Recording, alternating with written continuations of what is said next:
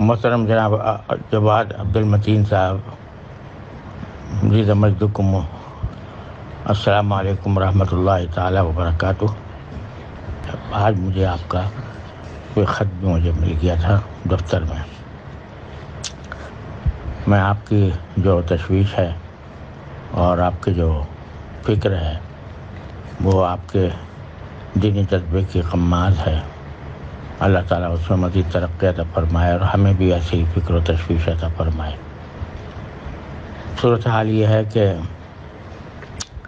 میں پتہ نہیں کتنی مرتبہ مختلف فورمز پر یہ بات کہہ چکا ہوں کہ جس کثرت کے ساتھ اہل علم علماء کرام اس کیمرے کو اور تصویر کو استعمال کر رہے ہیں ڈیجیٹل کیمرے کے ذریعے، یہ بالکل نامناسب بات ہے۔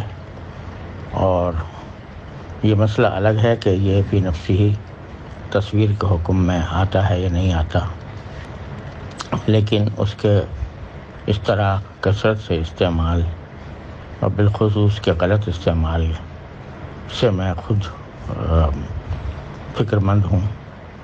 اور اب کے وفاق المدارس کی مجلس عاملہ میں ہی میں نے یہ مسئلہ اٹھایا تھا اور لوگوں سے کہا تھا کہ وہ مساجد اور مدارس کو ان تصاویر سے محفوظ کریں۔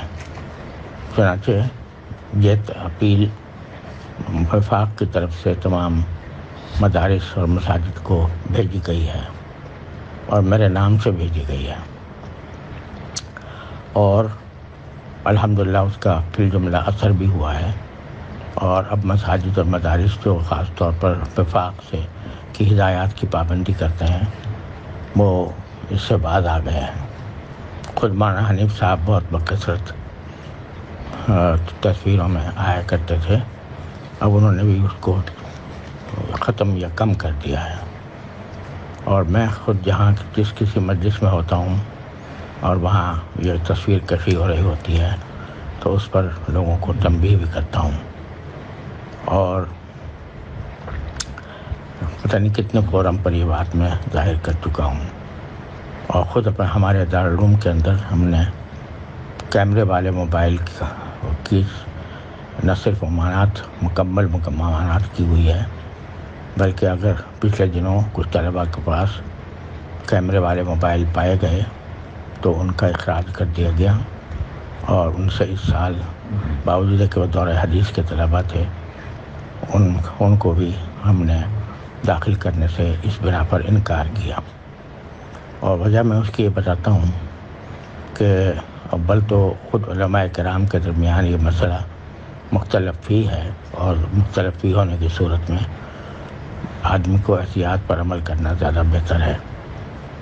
دوسرا یہ کہ مساجد و مدارس کے تقدس کا بھی یہ تقاضا ہے کہ وہاں یہ تصویریں لینا اور کیمرے کا استعمال کرنا یہ وہاں پر بہت برا لگتا ہے۔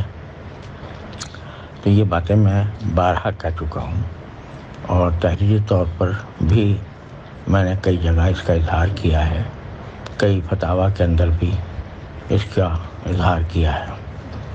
تو لیکن جہاں تک تعلق ہے اس کے غلط استعمال کا جو لوگوں کے اندر عام ہو گیا ہے، تو وہ ایک افسوسناک حقیقت ہے، اور اس کے اوپر کوئی جو لوگ اس طرح استعمال کرتے ہیں وہ کسی فتوے کی بنیاد پر نہیں کرتے، وہ اپنی خواہشات نفس کی بنیاد پر کرتے ہیں۔ اس لیے اس کا حل تو صرف یہی ہے کہ اللہ تعالیٰ کا خوف دلوں میں پیدا کیا جائے، اور آخرت میں اللہ تعالیٰ کے سامنے جواب دہی کی فکر لوگوں کے اندر پیدا کرنے کی کوشش کی جائے۔